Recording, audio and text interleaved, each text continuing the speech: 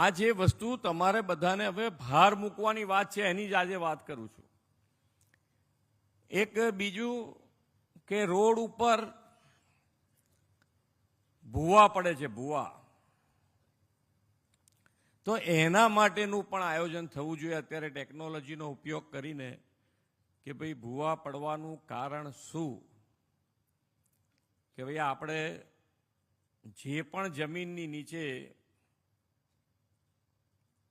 જમીનની નીચે આવતી સગવડો અને એની ઉપરનું આપણું ધ્યાન એ બેમાં ક્યાં આગળ વધારે ઓછું હોય એના કારણે આ તકલીફો પડતી હોય. અને એક કારણ કે ભાઈ મેનહોલ અને મેનહોલની આજુબાજુ મેનહોલ ઘણા બધા ઊંડા હોય છે એક તો,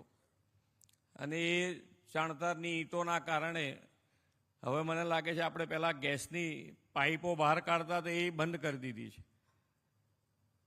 એટલે એ પણ ગેસ અંદર બને ને એના કારણે ઈંટો ખવાઈ જાય અને જે પાણીના લીકેજ અને એ ધીમે ધીમે ભૂવાનું સ્વરૂપ ધારણ કરે.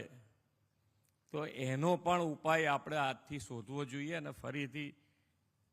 એની ઉપર કામ થવું જોઈએ.